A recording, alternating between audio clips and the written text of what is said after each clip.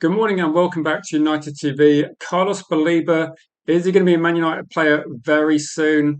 It does look likely. The last time I saw Ornstein tweeting in this kind of manner, it was pretty much Tielemans was here we go about an hour later on this one. So Carlos Baleba, Manchester United making a serious push now to get the player through the door.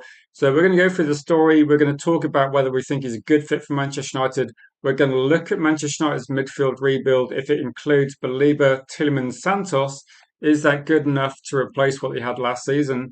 I think getting three people in is important for Man United, and we said this all along from the very first kick, like the end of pre-season. We said, look, Man United have got to get three players through the door in midfield as a minimum, and maybe we're actually going to do that. So this is also doesn't mean that we're going to suddenly have a new left back either as well. But we're going to go through this and look at it and say, like, is it a good deal? If it's £65 million, at the moment, this is what David Ornstein is saying. Manchester United ready to offer 60 plus 5 for Carlos Baleba. That's actually the valuation I had about 3 weeks ago. And I think if you saw the video I posted yesterday, IndyCarler posted, I think yesterday afternoon about 5 p.m. and they said that Manchester United are ready to make an offer for Carlos Baleba. And I know people don't really like IndyCarler as a source, but they've been very accurate regarding Carlos Baleba. So, however they're getting information, they were the first source regarding this. David Ornstein doesn't usually speculate. He usually posts after something has happened. And we've seen a couple of other sources. I think we saw Fabrizio Romano a bit late on this one. He got the Rodri one, but he's a bit late on this one. But yeah, he's saying the same sort of thing that it looks like Manchester United are closing in on signing Carlos Baleba. And I guess the question is going to be, does 60 plus 5 get the deal done? Do Brighton hold out for more? Clearly, Carlos Baleba is pushing for this deal to happen, and it looks like it is going to happen. As I go through the comments, if you're new to the channel, please subscribe. I will try and go through as many comments as I can regarding this one, particularly as it's always a lot more fun to do a stream when something's actually happening. So rather than speculation, for me, I think this is going to be a done deal at some point. The only thing really is going to be how much more money can Brighton get out of Manchester United. But I would be I'd be extremely surprised if this is not a done deal very soon. I'm not saying it's going to happen today, but I think it's going to happen very soon before the whole game, hopefully. And Randy says, we got my man. Big up to you, Randy. I know you've been a big fan of Belieber for a long time, so I know you're one person that will be very happy. I think at the moment, my thought's going to be if Manchester United get this deal done, then, and if they get it done for 65 million, that's the question.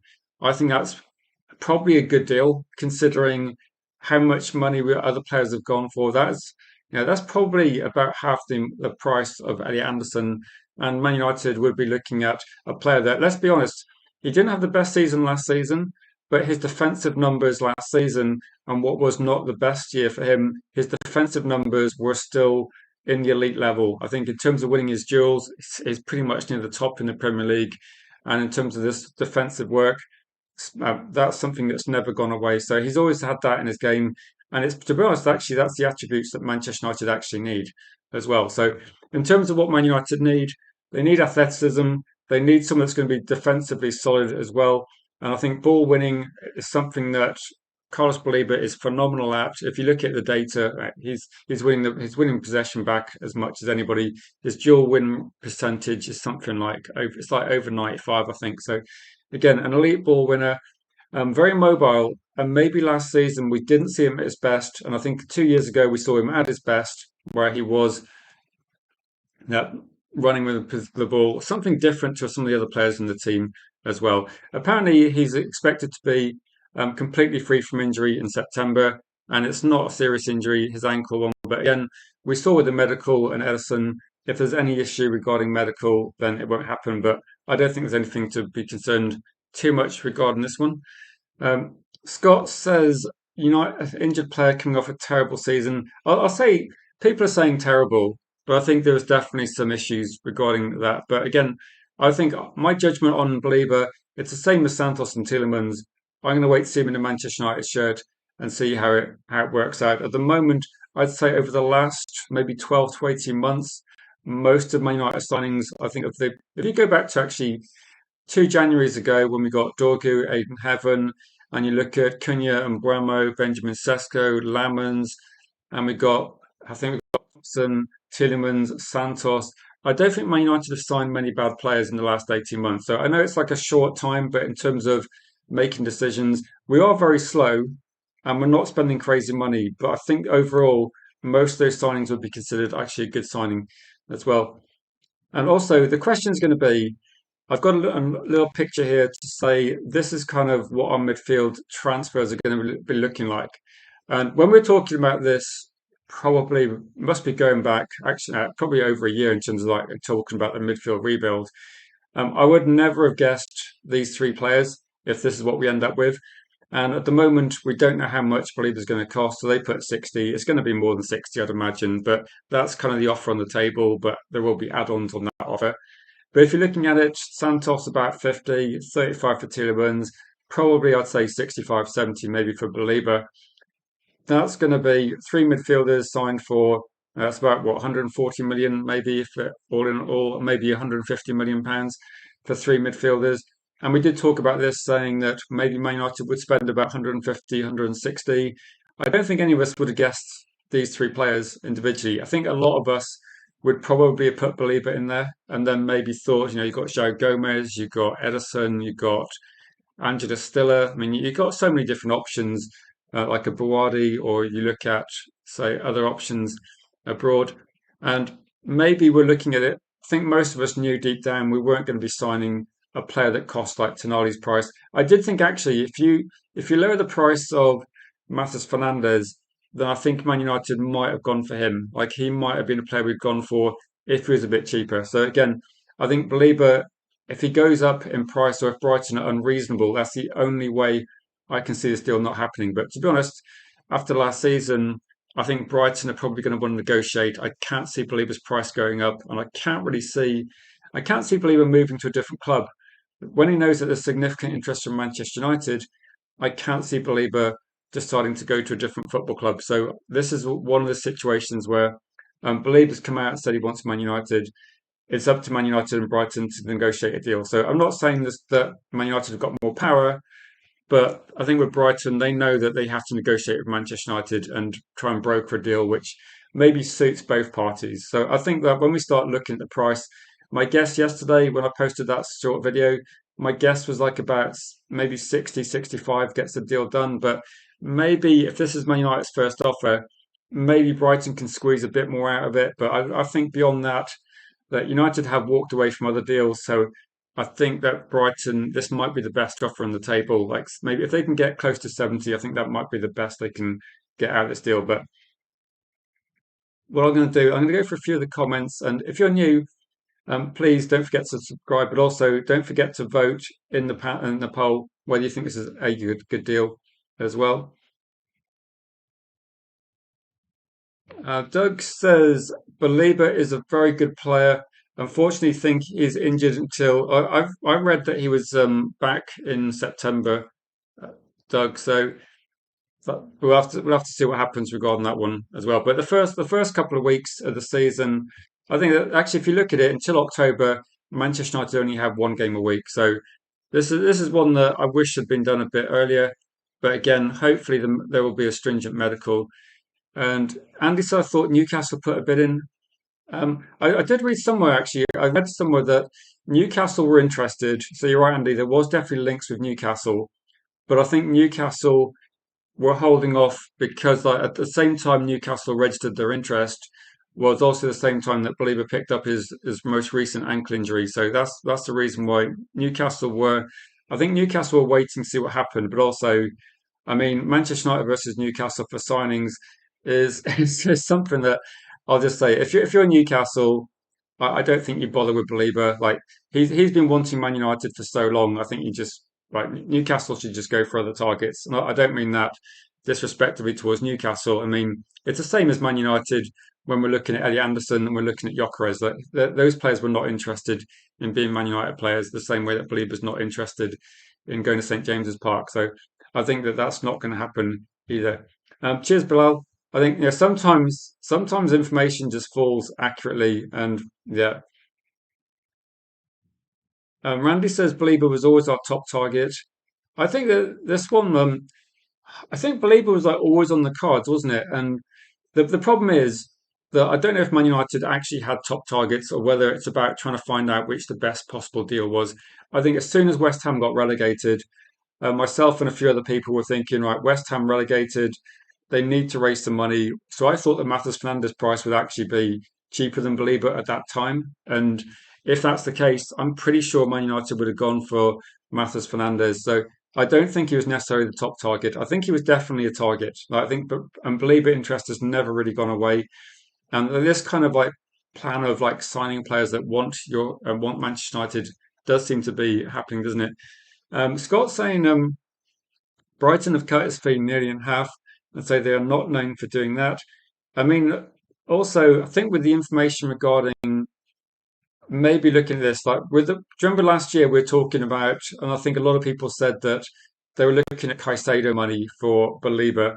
All Brighton said was he's not for sale. So, I mean, Manchester United were prepared to spend apparently about £60 million, £65 million last August, but we know that that was never going to happen. Brighton just simply said he's not for sale. So I think with this one, it does maybe because of all the stories about a year ago.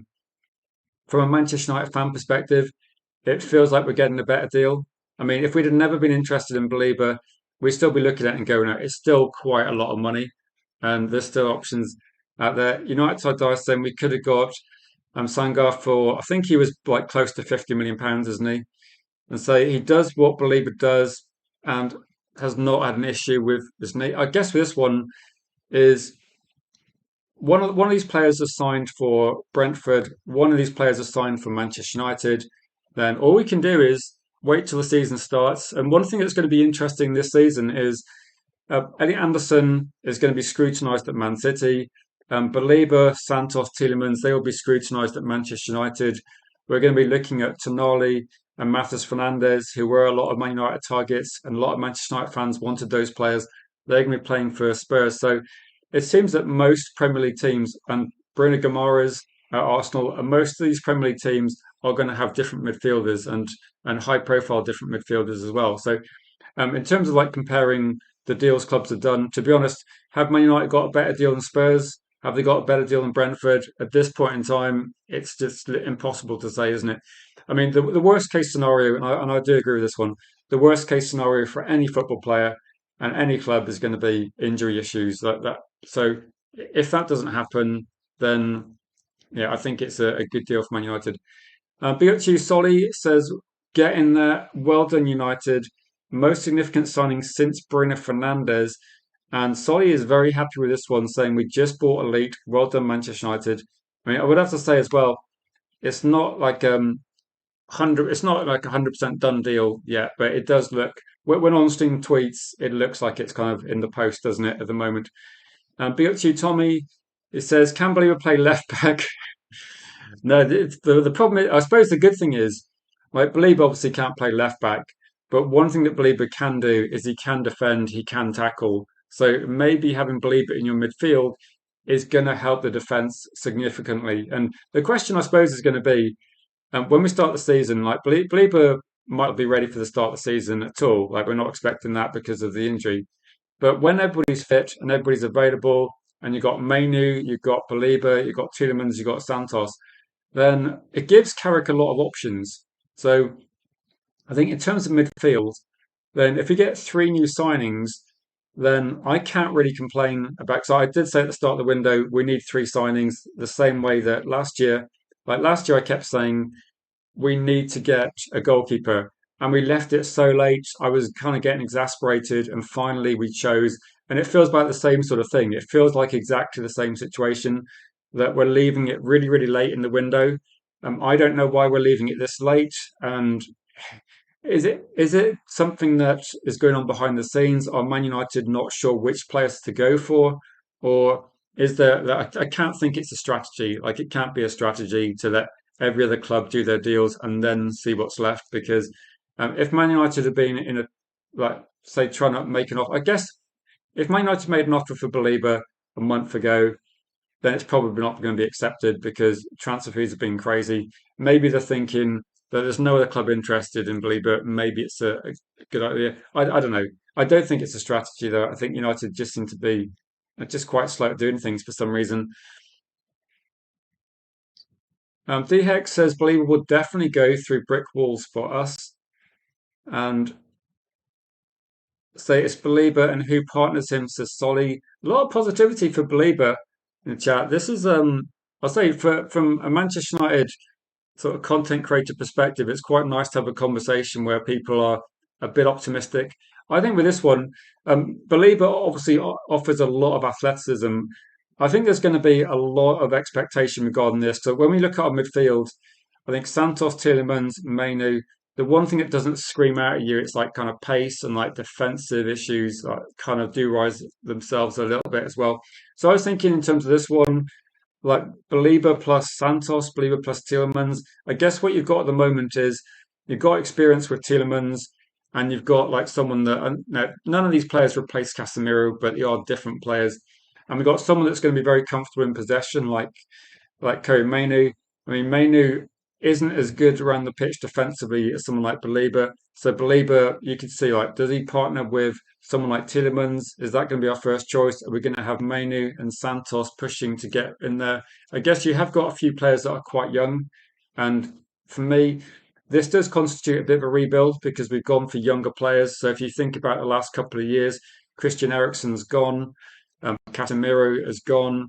Garte injured, but he will be gone, and we've gone for younger players. And I think even Tielemans is a few years younger than Casemiro, so this is going to be a bit of a younger midfield for Man United. Kobe Mainu is going to be probably the second most experienced, I guess, in terms of like how many years he's played. But I believe a couple of years of top flight. Is he going to be a first team player? I mean, some people think he is going to be, but we'll have to see. So Bilal is a Belieber, and Almac says, I urge people to stop being chillies. Don't pretend our team is better than other teams. It depends who you're comparing it with. I mean, Manchester United was third last season in the Premier League.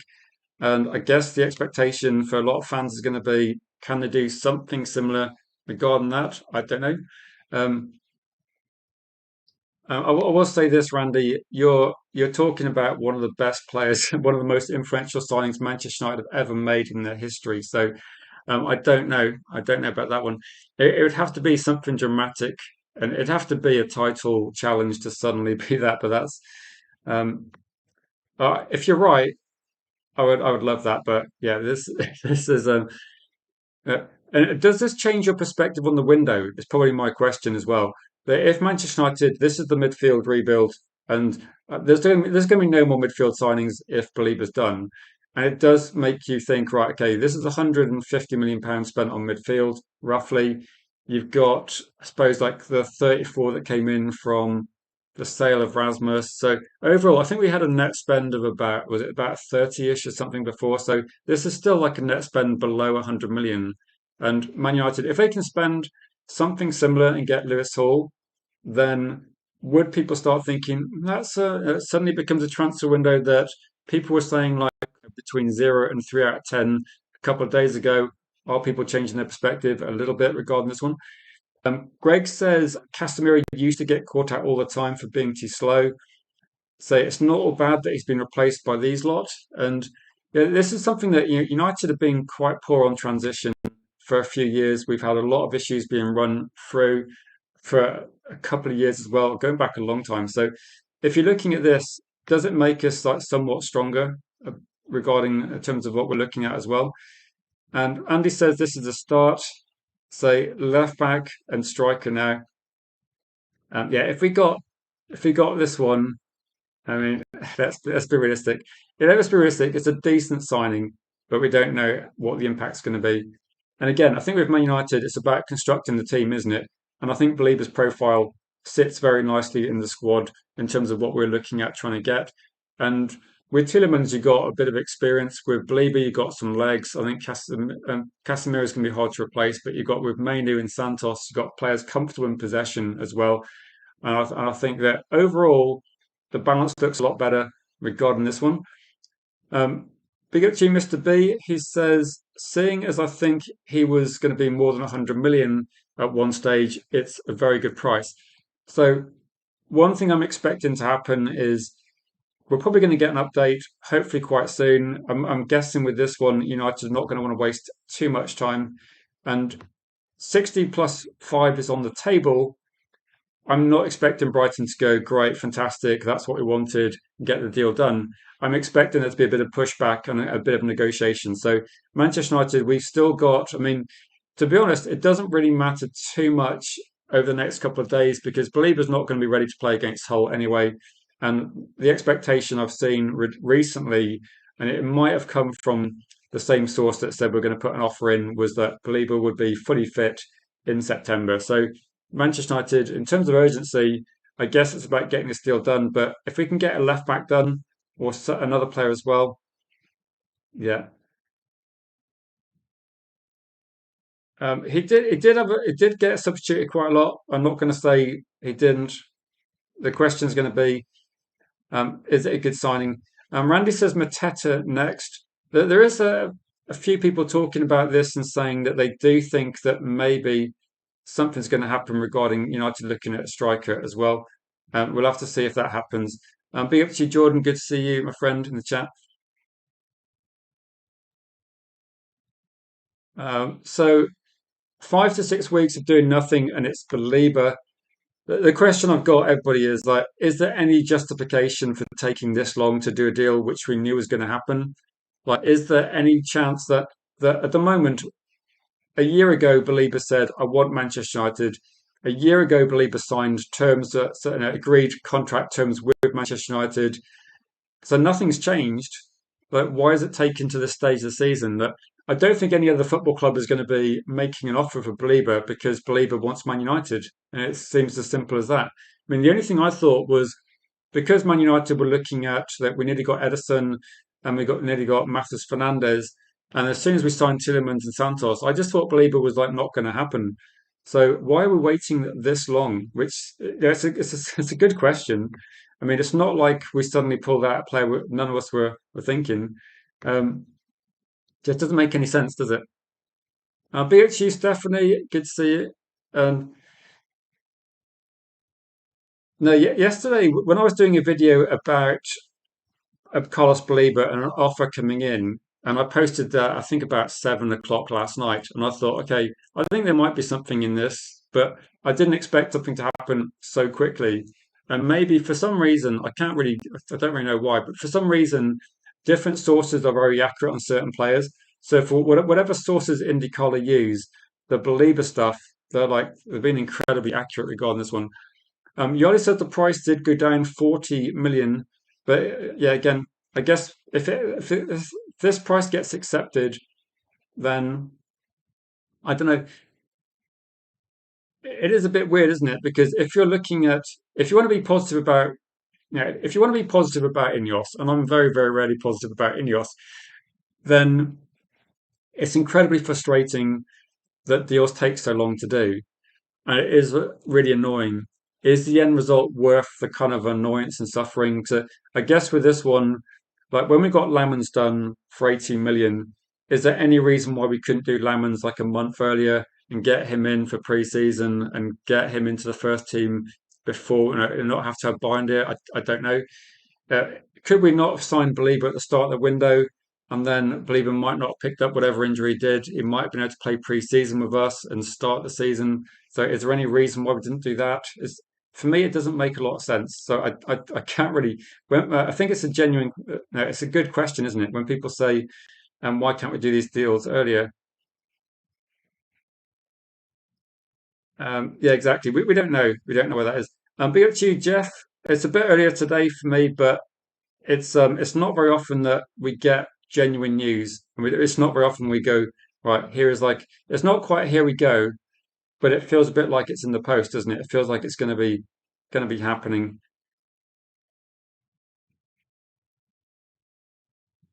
So rating this transfer window 8 out of 10, I don't think it's 8 out of 10. I mean, to be honest, I I I think it's very difficult to rate a transfer window before we've even kicked the football. Like it's really difficult to say how good these transfers are. I think on the surface of it, though, it does seem to be like a decent signing as well. Um, First game expected to be what's versus Spurs, says Tommy.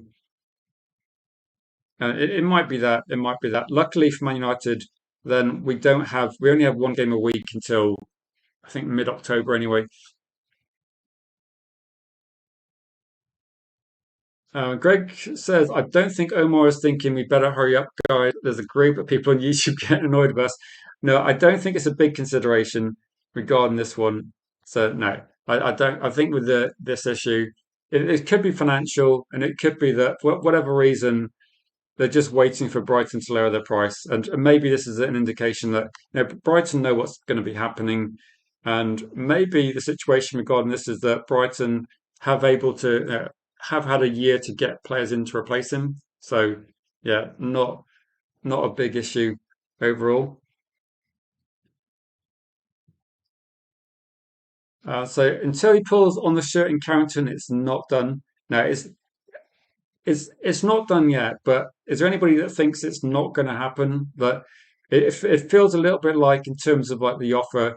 If United are offering 65 million with like add-ons, how much are Brighton going to possibly want? I don't think that's too far away from the valuation that Brighton have been stung in the past by trying to put very high price tags, and it might be that if Belieber had a really good season, maybe they can push like a higher price, but he didn't have the best season as well.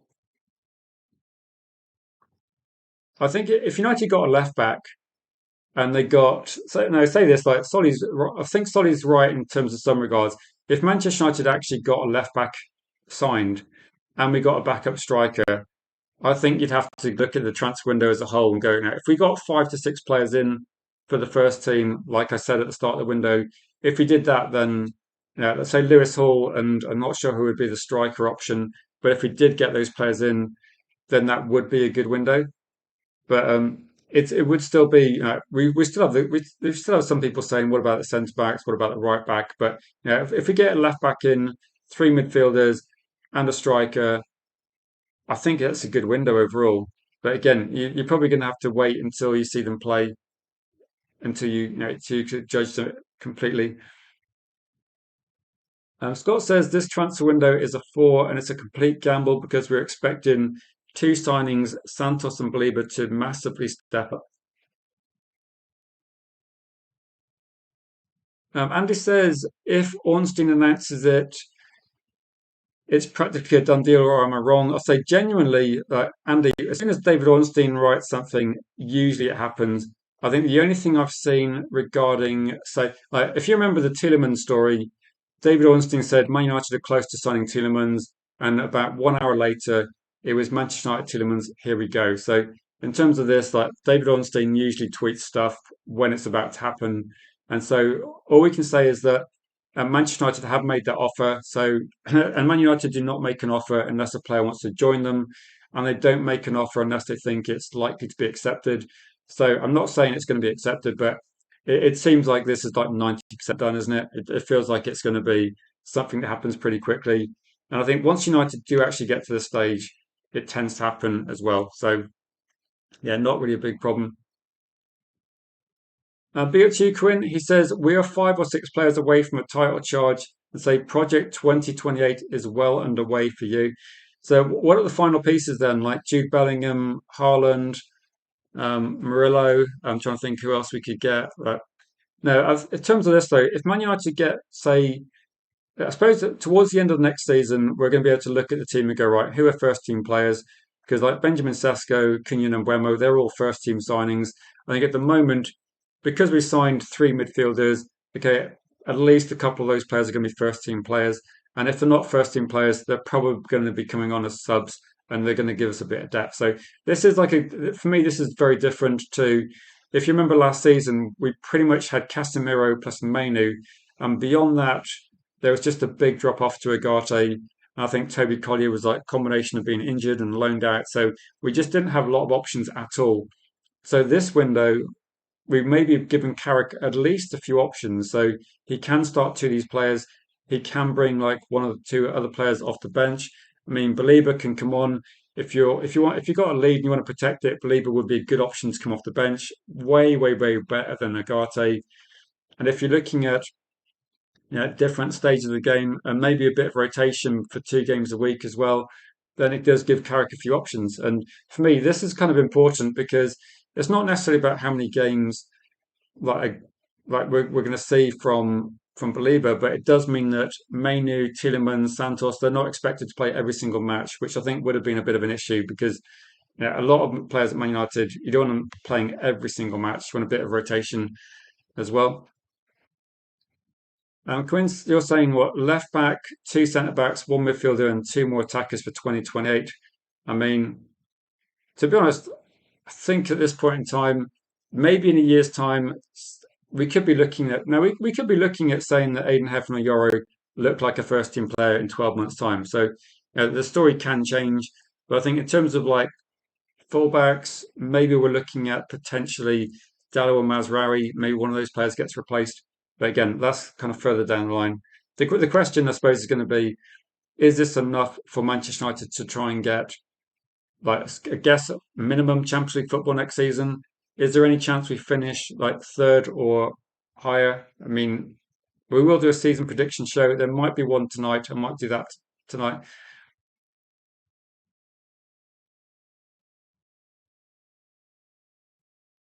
In terms of speak up to you, Real in the chat, and welcome, Luca. So Tommy's saying you got Holloway, Ipswich, Everton, and then you got Champions League football with also you got, I suppose, Carabao Cup coming in. So I guess for this one, the start of the season's not too bad, but by the time games start ramping up, then hopefully, you've got most players available. Like Mainu hasn't been really available. Cunha, Bruno just coming back as well. So maybe that's when actually Man United need more depth. Maybe hopefully that's when we're going to have most of the players back. But no, I do say this. There still seems to be like a very few. There's still a couple of deals we could do towards the end of the window. Don't forget to click the like, so Stephanie as well. Don't forget to subscribe if you're new. We're pushing towards 1K as well. And so, yeah, when you've got quite a lot of younger players, and Belieber counts in that night, Belieber will count as a younger player as well. Belieber, Mainu, Yoro, Aiden Heaven, Dorgu, Lacey, Thwaites. So you've got academy players coming through. The players Man United need to sign in 12 months' time may change. Like, what if Lacey comes through, cements himself in the first team? What if Aiden Heaven or Yoro becomes undroppable in 6 months' time? Like, any of these things is possible, but also one of these players could be quite poor, and we might look at replacing them. So I think that the story evolves, doesn't it, as players develop? But this is probably another thing as well that there's going to be that maybe not pressure, but there should be a situation where some of these younger players coming in, it's on Manchester United and the coaching staff to actually develop these players. And that's something that I think Carrick and his coaches will have to be maybe better than we've been over recent years. Because when Man United sign players that are like Cunha and Wemo, right, they're very experienced players. But I think when you start signing players like Aiden Heaven, Yoro, Dorgu, for example, I think you need to start looking at, right, we need to make sure these players do improve year on year and they are coached properly. I don't doubt that's obviously going to happen, I'm sure. And I think actually over the last 6 months we saw maybe some of the best football from players like Dorgu recently, and I think he's going to maybe have a bigger season next season. Winners are better. Welcome. Hope you're feeling a bit better. It says, Belieber is a good signing if it happens. He is a rare unicorn, a destroyer with great takes and ball possession. And I think in terms of this one, I guess he is like it from that sort of perspective. Is people said he had a bad season last season, but his defensive work was still phenomenal, like winning the ball back, duels, etc. But 2 years ago was when people really noticed, and I think that was his ball progression, passing out the dribble. So again, he had a different season last season, not great, but in terms of this one, it's something Man United need. Like a lot of people, and I think it might have been Jeff actually that said, get him, get us a destroyer in midfield. That's what we need, and I think that's what people will be hoping that if Man United are in possession, then Belieber, we know what he's good at, like running with the ball, and if we're out of possession, maybe we're going to see. And I'm looking at like people like Cunha and people like Belieber as people that are going to be difficult to play through, good at winning the ball back, and maybe that's what we're going to see. and maybe we can play more of a high press with more mobile players as well. So I think that could be for me it's a good signing, but would say as well, let's just hope he's 100% injury free, and then it would be a really good signing if it's that sort of price. Welcome to chat, Berber. For people that are joining, this is a bit of an earlier stream because it's one of those rare occasions in this transfer window where suddenly Manchester United actually do something as well.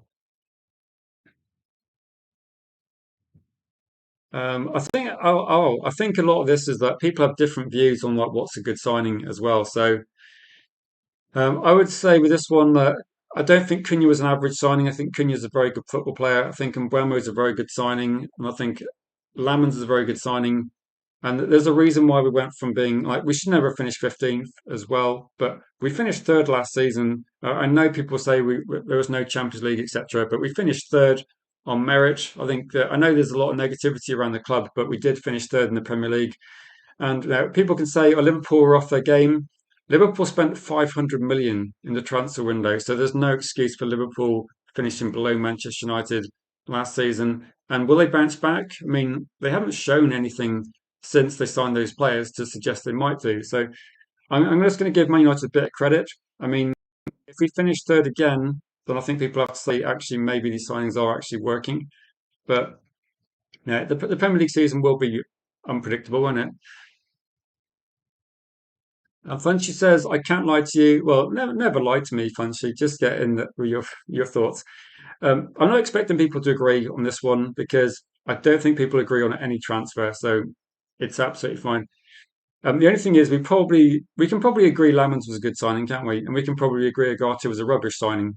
And I guess we're like players in the middle. I think Cunha for me was a good signing, and Bremer was a good signing, and hopefully these are going to be something similar to that. But you're saying you're beginning over the moon, very good first phase football, 65 million is a very good price. I mean, maybe the question should be if this goes like 65 million, okay, that's the first offer. And we saw, I can't remember how much we offered from Bremo last season, but we did have a bit of a faff around that one, didn't we? We did offer a certain amount, then we raised it, then eventually we got the deal done.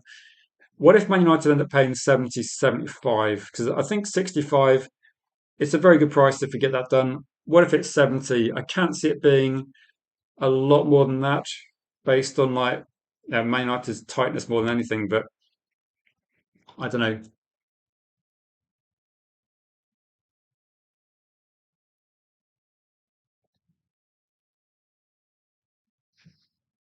Solly says, "I'm so happy for the naysayers saying Belieber's mediocre. They will be proved wrong." So Solly, well, maybe this is something that we can discuss like mid-season, but I guess at the moment, I suppose I can't actually remember what people were saying when we signed them, Buemo and Cunha, but I was pretty happy with those signings at the time.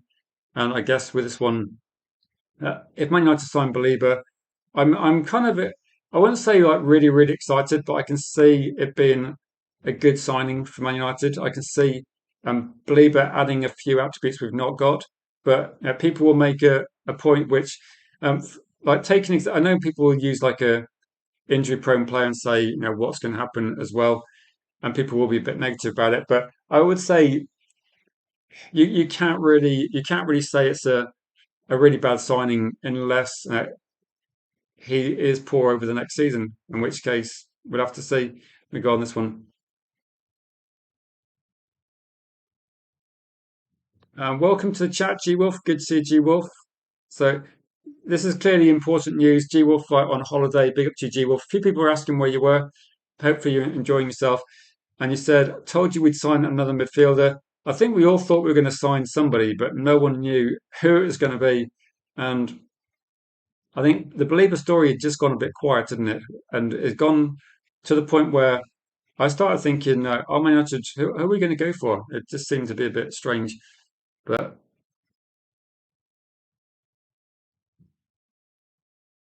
Cody says it seems the waiting game paid off. Um, I'll say Mount is injury prone and has had 350 days off time injured.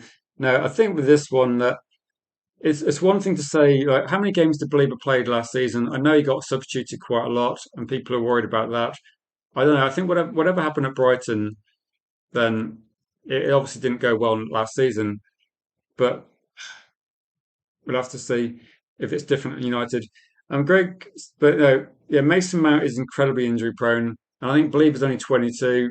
Then if he is healthy, then I think it's a really good signing. But I can see why people are talking about his injury issues. But yeah, Gio's saying all we need is a left back, and we are golden. And I guess for this one is like if this is our midfield rebuild, what do we need to do in the rest of the window for it to be? If you feel like it's still not the best transfer window, what can Manchester United do in the next say 12, like maybe like 11 days before the window closes to convince you that Man United are actually doing a sensible rebuild? There's a lot of information regarding left backs. I think this is going to be probably as soon as we do the Believe It Here We Go stream, I'm guessing that the next thing is going to be are Manchester United going to go for Lewis Hall or are they going to go for Robinson? Is there like another left back target that's going to come out there? I think David Rahm was like one where he said like if Man United want him, he's ready to come. So I think United can get some quite good players in for about 30, 35 million. But yeah, it's difficult to say. Beat Omar. Good to see you, my friend. It's been a little while. Maybe if Man United do it, here we go. I'm going to be away from next Monday, but before then, maybe we can do a call-in show on the weekend to discuss like the transfer situation because now there's a bit more information. If United do get this deal done, we can do a call-in and discuss this and let people let me know what you think regarding this one. Yeah,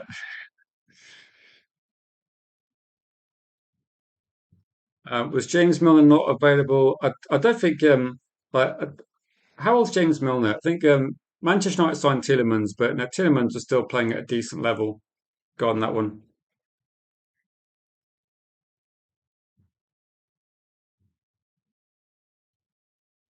Funch saying if players like Diamonde Verts can command such a hefty price and still perform averagely, then I bet £70 million won't be a bad deal for Belieber. Yeah, I guess this one then. Yeah, it might be like that as well.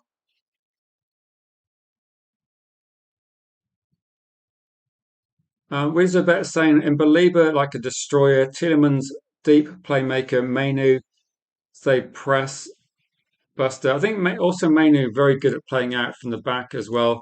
And I think Santos looks like a good player as well. Mason Mount, I can't say too much about Mason Mount. If he's fit, yeah, definitely.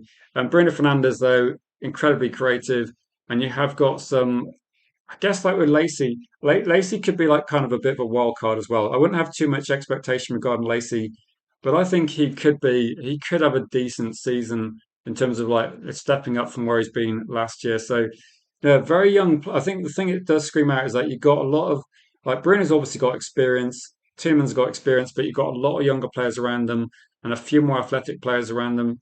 So, potentially, I think it looks a bit better than it did last season. I know people were talking about Casemiro, but I think if we're looking at this in terms of if you replace Tillemans and Belieber and Santos with Toby Collier, Casemiro, and Agate, I think this looks better.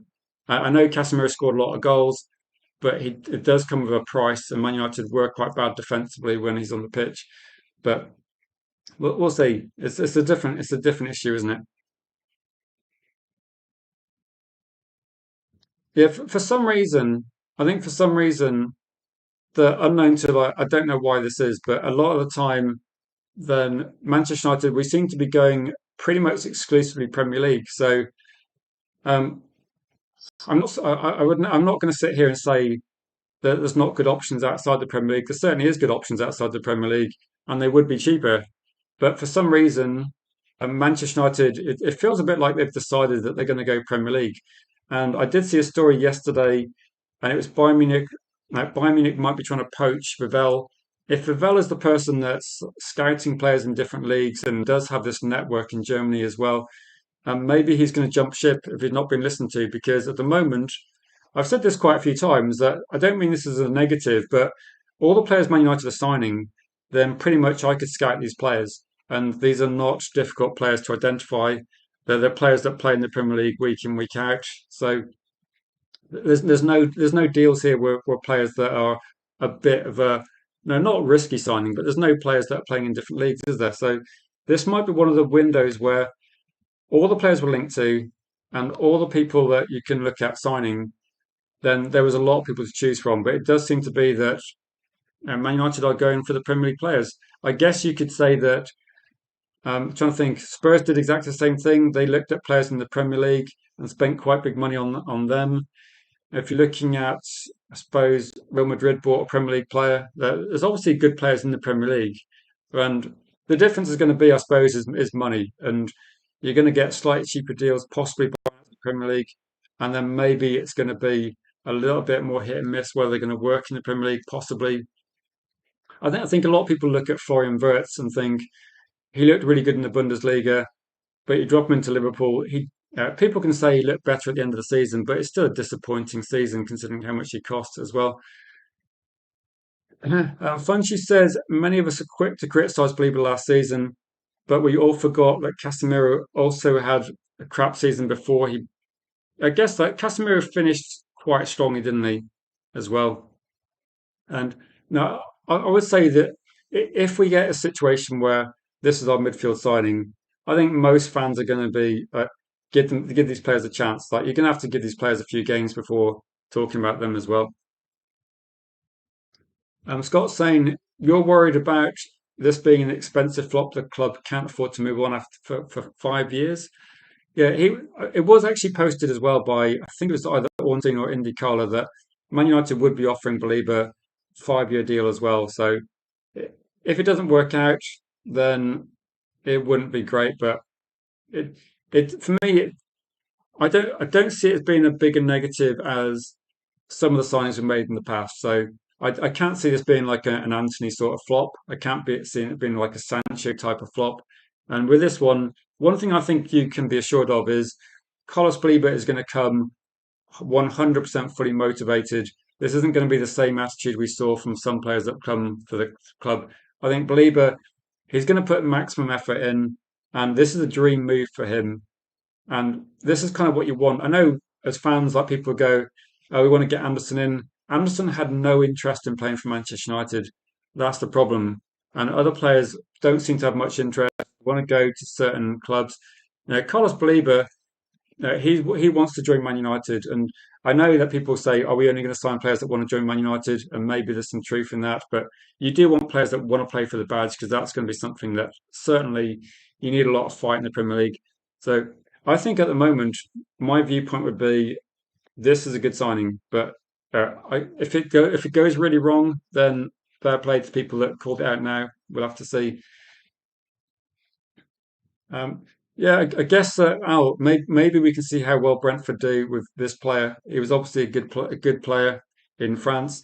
I guess the only problem is that Man United just deem a player playing in France as a bit of a risk, possibly regarding that one.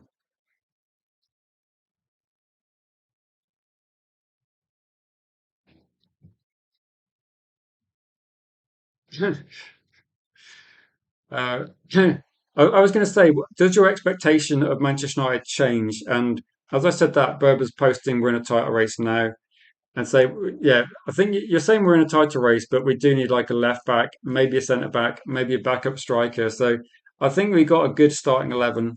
I think to say we're in a title race, Ryan, maybe it's a bit early, but no, we'll have to see. I guess the question is going to be at the moment, if you're looking at it like Carlos Baleba, Sangar, you're looking at other options. Which are the best signings? And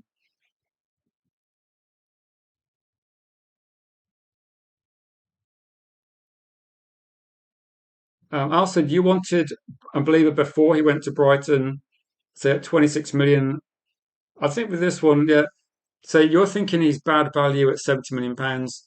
I remember like G Wolf was telling me we should get Xavi Simmons, and he ended up not being a great signing. So we'll see, Al. I mean, you've made your points regarding like Brentford signings. We'll just have to see how it goes, won't we? Cody says Manchester United said they spend 150 million pounds on three midfielders, and if we get these deals done, then we would be spending exactly that, wouldn't we? You're looking at spending. I guess it depends how much Tielemans cost, but it would be about 143 at those sort of prices on the screen. But I'm guessing with this one that if you add a few more add-ons, then maybe it's going to be it's not a big spend overall, and for me, this means that Manchester United. I think we got money for a Luke Shaw replacement. I think there is a Lewis Hall amount in the budget if you want to go down that route. I'm just thinking, how much would we spend on Lewis Hall? Like, would that be like a 60 million pound deal? If we got Lewis Hall done and then we got a backup striker, would people be thinking, actually, this is like a decent one as well? We'll see regarding this one. I think this is probably going to be one where I don't even know how much he cost. Did he cost about 50 million? I don't think Brentford actually revealed it, but he's probably going to be a good signing for Brentford. But it depends. It's impossible to say whether it's a better signing than Belieber at the moment. But they are different players as well.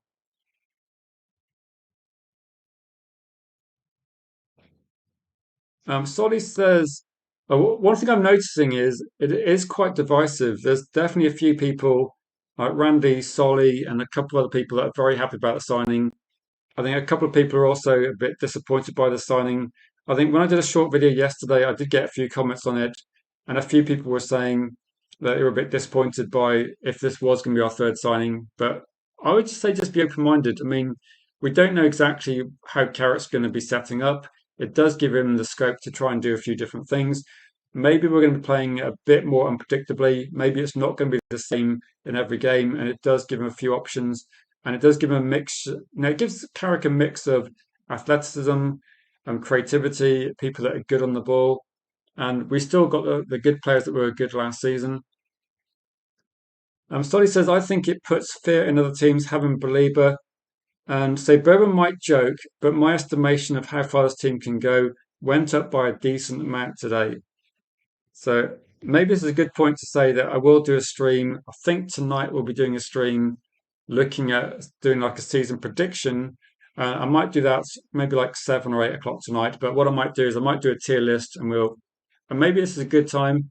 If there is significant Manchester United news, then I will prioritize that. But it might be time to do the season prediction and see where we think. I did say, I think I said yesterday actually, I thought it was going to be something along the lines of like I think Manchester United should be like near Champions League qualification. I know a couple of people are saying they think we're going to drop down a little bit, but we'll have to see. We'll have to see.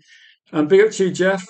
And yeah, early start for you in Texas this morning. So early start to the gym for you, my friend, and putting in the work. It says we have to finish. You have to finish your workout off to work. Happy if this goes through, but definitely the left back, or we'll have issues come New Year. We're certainly going to have. If we don't sign a left back, we're going to be talking about Dallo or Mazraoui playing left back when Luke Shaw's injured, aren't we? Like, and also 2 games a week. Like Luke Shaw's not going to be doing that for too long, is he? Big up to you though, Jeff. Thank you so much for the super chat, my friend. Hope you have a good rest of the day. Maybe the next time is going to be maybe next time we speak, it's going to be here we go. Belieber's not Agate. I mean, there's only one Agate, Solly. He's the only player I've seen in the Man United shirt that looks genuinely scared to pass it forward. And when he does, it like 95% chance it goes to an opposition player. And he was a really bad signing as well.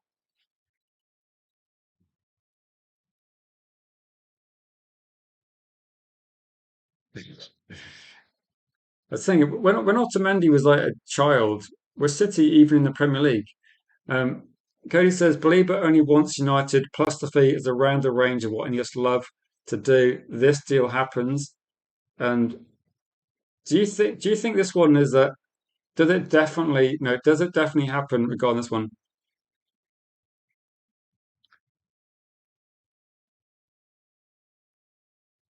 So Doug said that Brentford finished top six. Wow, that's a. I've seen a few predictions. I've seen people putting like I saw a few big content creators putting Chelsea at second, which I don't see how that happens. But yeah, everyone's entitled to their view regarding this one. Left back for me is like the. It's not the final piece of the jigsaw, but it's a significant piece, isn't it? You have to look at a left back. So I'm going to look at the poll. If you want to vote on the poll, Not the final and piece of the please jigsaw, but do it's a so. I'm just going to significant click, but piece, what isn't I wanted to do was it? take a You have to look at a snapshot of left back. Manchester United fans and say if the deal So goes through at the price I'm talking about, which is like 65 million, is it a good deal? So if you want to vote on that, you've got like another few seconds to vote. At the moment, it looks like massive amount of positivity. 82% of people voting are saying it's a good deal. So yeah, I don't know with Brentford. It's difficult to predict. It's maybe the first window for a while you have not had significant people leaving. So 40 votes. Thanks everybody that's been voting. Please don't forget to smash the like as well. Don't forget to subscribe if you're new. Is 65 million for Carlos Belieber a good deal? 82% of people, so overwhelming majority say it is a good deal. The question might be that is this amount accepted by Brighton? I don't know. Brighton tend to like have unrealistic expectations for how much players are going to sell for, so maybe they try and get a little bit more. I think it's like 65 for me. I think it's a fair offer. I don't think Man United should be spending loads more than that as well.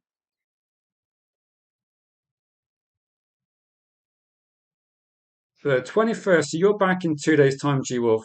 That's just in time for the season watch-alongs to start. So that would be top quality if you're available then. But I'll speak to you about that. But we're going to be live for a little bit longer. If everyone's got any final comments or questions they want to say about this one, it's quite nice to actually have David Ornstein posting information though.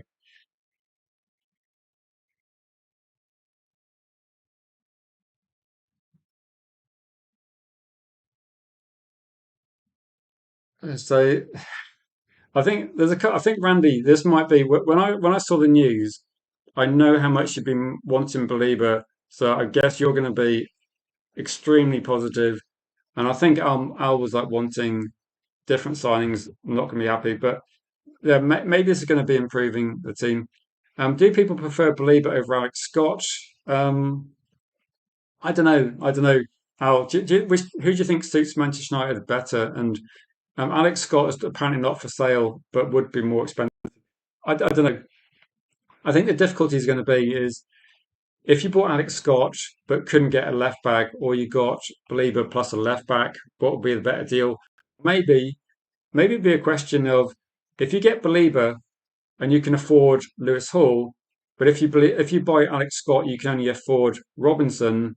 Is that a good deal? Because maybe there's going to be a bit of a compromise regarding that one as well. So I guess for this one, it's the transfer window as a whole, isn't it? If you spend big on Alex Scott because he might be like 85, 90 million, we don't know how much he's going to cost. And at the moment, Bournemouth are going to just be saying he's not for sale. It's going to be difficult. But if you're looking at, say, getting Belieber, maybe that means that there is a bit more as well. Um, Scott's saying if it's such a good deal, why is no one else interested in this player? Newcastle were interested, Scott, but I don't think Newcastle were. I can't remember what the reason was. I think Newcastle were interested, but again, it's the same situation as last year. When Man United are interested, Newcastle are interested. I think Newcastle just wait and see what happens. And clearly, there's no point in Newcastle trying to get this deal done. Uh, Now, BHUG Wolf, and should we sell Xerxes even if we don't don't get any replacements? Um, if you're not going to sign in any more players, I don't know. Um, is Xerxes going to be a useful option? I think the only reason I'd keep Xerxes if we didn't sell anybody and Bilal is I would say with Xerxes that if Manchester United are playing matches where United take the lead early and we're controlling games or winning like comfortably, you need to give Sesko a rest. So I could see Xerxes being an option. The thing is, I would probably say if a good offer came in, I would probably sell Xerxes anyway. Because I think if you don't have Benjamin Sesko as a striker, put Cunha or Mbeumo there.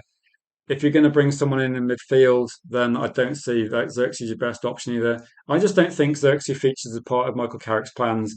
So I don't see if I was Xerxes, I'd be pushing to leave because I don't think you're going to be getting any option there. Um, do you think we're going for Kadioglu as our next left back signing? And United I die, yeah, I think United I die. I do agree with this. If this is the last signing of the window, Ineos can jog on. Like three midfielders is what we needed. Left back striker is also something. And I said that if we got those five signings made, then I couldn't really complain too much because those were what I said I wanted to see when the transfer window opened. So if you get three midfield signings, a left back and a backup striker, I can't really complain. That's what I wanted. If that's what we get, then great. And I'm not going to say I'm going to be like these aren't necessarily the players I'd have chosen, but at least it shows that Man United are rebuilding the club, or at least identifying what areas need improving as well. Can I do 30 more minutes? I could, if people have got questions, I'll tell you what, if there's enough people watching, I'll carry on. So if the numbers stay consistent, then I'll go on for a little bit longer. But I've kind of run out of like what I was gonna. I think I've covered most of what I wanted to say. So if you've got any final questions, Bilal, get them in. And I'll address those. But I started a bit earlier so I could do a couple of other things. You don't believe Newcastle are interested? And that's fine. I can't remember where I read it, but apparently Newcastle were interested. But and I think Liverpool were apparently interested. But again, media sources are a bit vague, aren't they? Andy says if we don't get a left back, Dorga will have to play there. Then that gives Rashford more chance to play. I don't think we're going to see Dorgu playing left back either.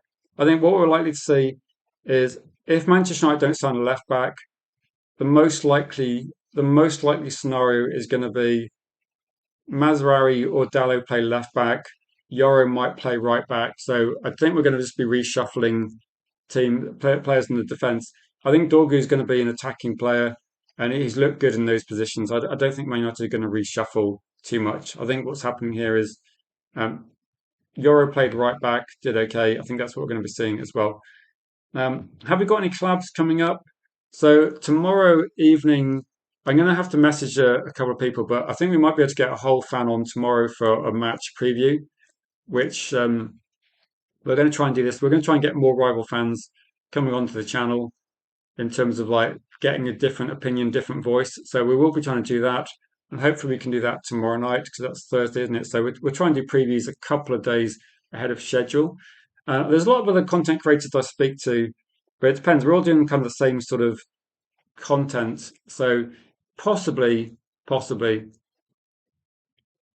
I tend to like keep it that the guests I've got that are very good guests between myself, Willie Zabetta, Kieran, G Wolf, Dora, Renee's going to be on a couple more streams this year as well. I think we're going to have quite a few varied guests and host combinations in the evening stream. So that's something that we can look forward to, hopefully.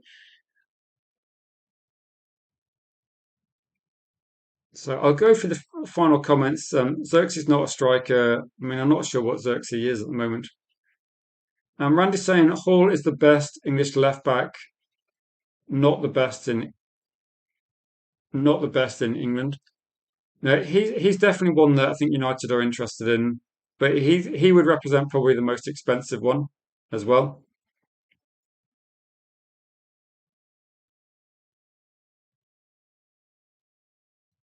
I think Mo was in the comments. I think Mo was in the comments. That's the Omar account, but no, this is one where when we do calling shows, we have been doing like a regular calling show after every single match. So we will do one of those on the weekend. And maybe we were doing a Sunday calling show, but what we will be doing is we'll do match day calling shows. And it might be that we pick one day in the evening on a weekday and maybe do something like that as well. So yeah, we'll look at that and think about, I guess for this one, if you want to post on the community page on YouTube, then you can kind of give us some feedback on what you'd like to see. But I think in terms of this one, if we do a calling show every match day, then people get to come on, have your say. And again, it's after the match, so you know when it's going to be. And as soon as kickoff is over, as soon as the match finishes, then you can come in, have your say. And if you want to talk about transfers or the club in general, that's your opportunity to do that. But what you might do is you might try and do one midweek as well for people to do that as well.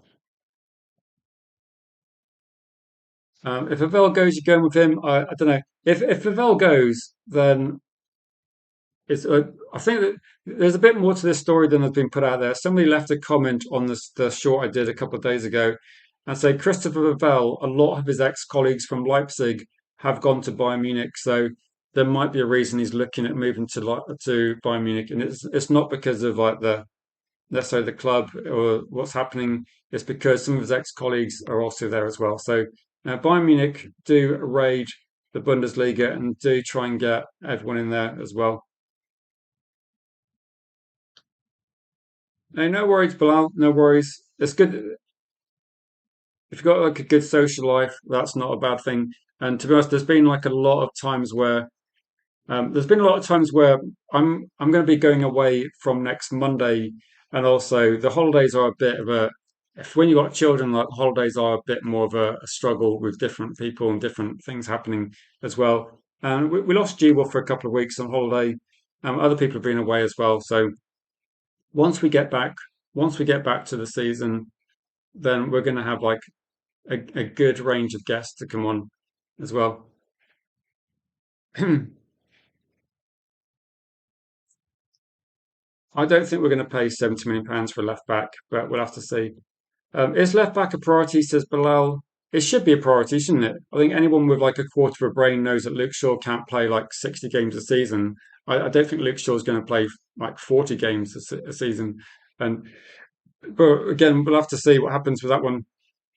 If Man United sign a left back, what are we giving this window out of 10?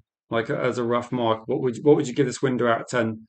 I'm not going to say we're going to get Lewis Hall. What if we got David Raum? I can't remember who he plays for now, the German left back. There's a couple of other players we're looking at as well. If Man United sign a left back, you think actually that's a good option and he's a better option than Luke Shaw. Is the transfer window going to be looking a little bit better than we thought? I don't know. I think from everybody, it is a priority, isn't it? I mean, the fact Man United are going to do very little deals in defence is a bit worrying as well. Probably, but I think it's the same energy. If you're working in a work environment where you don't feel like you're being listened to, maybe that's why it's going to go. So it might be that sort of reason as well.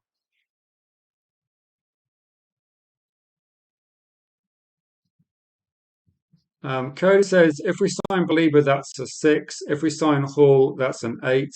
If it's another left back, it's a seven. I see you got like a. What if we sign another left back plus a backup striker? Then I don't know. I think expectations for Ineos, for me, they were quite high at the start of the window.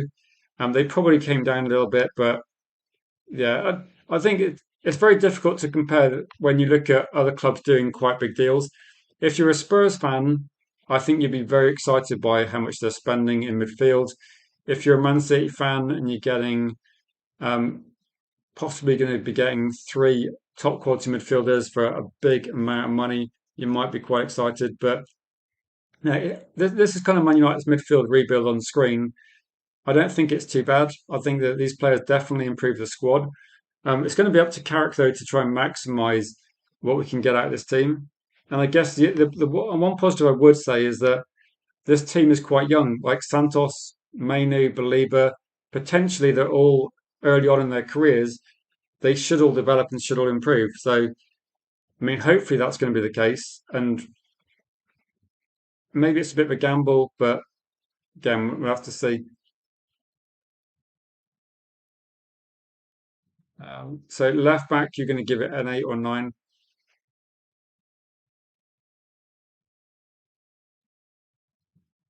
Yeah, apparently, I don't know if it's true, but apparently there are sources saying that Vavell, Wilcox, the data team, no one agrees on a lot of things, and that's pushing the time frame back. But I don't know if that's the case or not because we talked about Believer about a year ago, so it's no big surprise if that deal comes to fruition.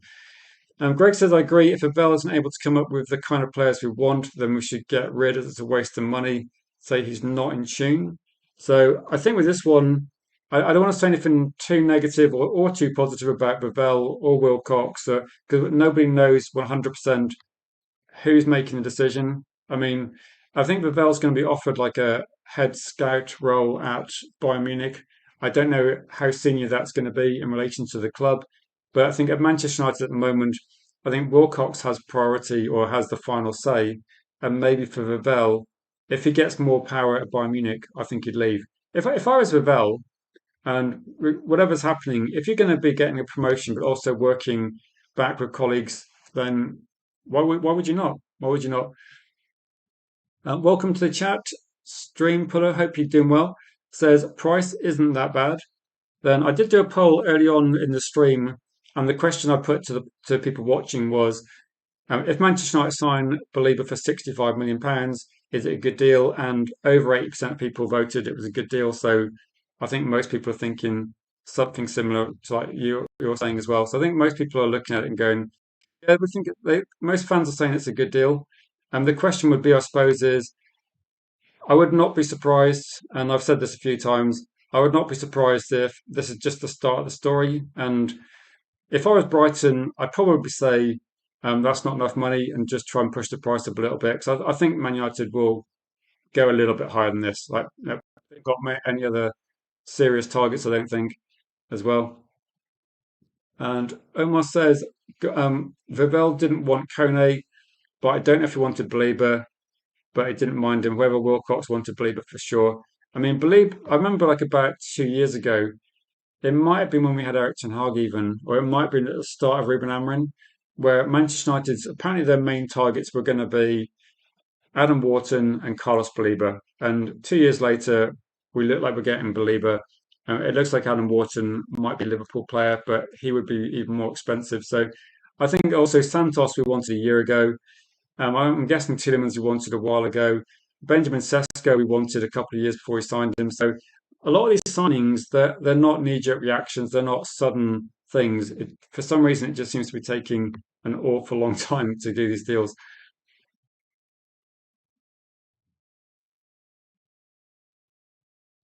Jeff says Wilcox isn't listening, and Ravel, I would choose to go back to Club of Ambition over this mess. Was Wilcox a good player? He played for Blackburn Rovers, didn't he, Jason Wilcox? I'm thinking that is the same person, isn't it? I'm thinking so.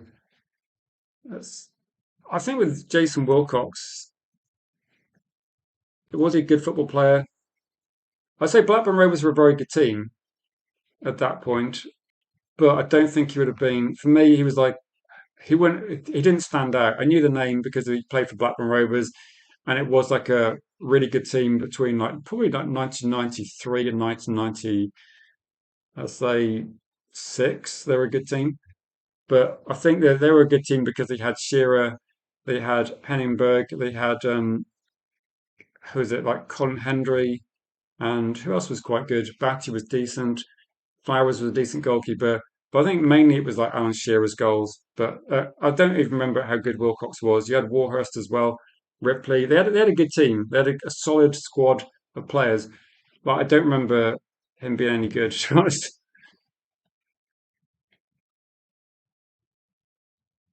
They played for Leeds.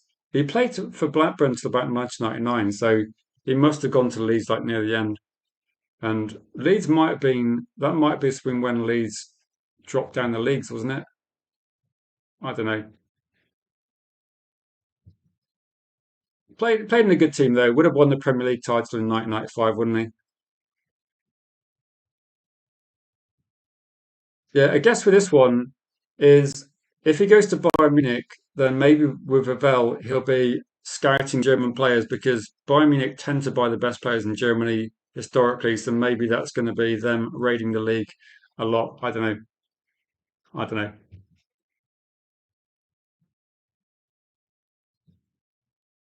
So if we get Hall, which you don't think we will do, then maybe a 6 out of 10 because this is underwhelming to what we expected. Or say maybe our expectations are too high. I don't know. I think when we got Mbeumo and Cunha, I think they were really good signings, and they were both in the top five goal scorers in the Premier League the previous season. So I think when you look at it and go, right, in terms of available attacking players, then I think they were both in the top five. And I think when we drew up a short list and had the midfielders on that list, I think that I'll agree with you, Omar. I think the players we signed are maybe not as high up the list as we thought we would get, and maybe our expectations were too high, but we have to have high expectations. Baleba's signing is Wilcox idea, says Kenny. Big up to you, Kenny. I streamed a bit earlier today, so I caught a few of you legends off guard a little bit, but I will be back at kind of normal time, apart from when there's news. It's just that it's occasional there's breaking news, and so we went a bit earlier to get to cover the story before it gets completely covered by every other channel. But also, there may be there may be like a bonus stream if something happens with like a here we go. So if it's here we go for Belieber, we will do that stream obviously, but until then we'll just cover news at regular times. So there should be a stream tonight. It might be a season prediction stream, but it depends. If there's breaking news, we might go for that instead. To be honest, I think Sutton and Shearer were both quite annoying in the 90s for me anyway. But guys, thank you for watching. Thanks for all your comments and posts and things. And big up to Jeff. Thank you for the super chat. And thank you people that have found the channel recently as well and subscribed and helped us push back towards 1K. If you are new, then please subscribe. It really helps. We're trying to get back to 1,000 subscribers because that will help with like YouTube and a few things like a few creative tools we can get back. But then, guys, thanks for watching. If you just tuned in and you've just missed the stream, then please leave some comments on the video and what you think about what we've been discussing. And I think overall, probably like 4 out of 5, you think it's a good deal. And there are quite a certain percentage as well that look at it and go, could be risky, could be injury prone, might not work out as well as we want, but let's see what happens. Hopefully, I'm quite positive, so hopefully it's a good thing as well. And will I have high expectations from Ineos in future transfer windows? Really good question. Really good question. All I'll say is that if these players work out really well over the next 12 months, which again we can't say now until we see what happens, then maybe Ineos will get a bit more credit from fans. I think at the moment, most fans, and I'm probably in that group, most fans don't really trust Ineos. And a lot of people look at the cost saving measures that are implicated, the wage cutting, and the cheaper signings, and are a bit suspicious. But if results on the pitch are really good, maybe it's going to be different. And for people in the chat, like Corinne, Bilal, Jeff, Omar, people that join calling shows, and United I Die as well, we will try and do some calling shows relatively soon. I've got people visiting over the next few days, so it might be limited from me, but we will try and do them over the regular season after every single match, and maybe a bonus one midweek if there isn't a game to cover news as well, to give you guys an opportunity to jump on and have your say. And then, guys, thank you for watching. There will be a live stream this evening. I'm not sure 100% what time, but usually they start between 7 and 8 p.m. and for about an hour. And it's either going to be a news stream if there is some news, or we're going to do a Premier League prediction stream and do like a tier list of all the teams and see where they finish. But then, guys, enjoy the rest of your day. It's not raining where I am. It would be quite nice to get some rain. I haven't had rain for a long time. But enjoy the rest of your day, and we'll catch you guys in the next stream.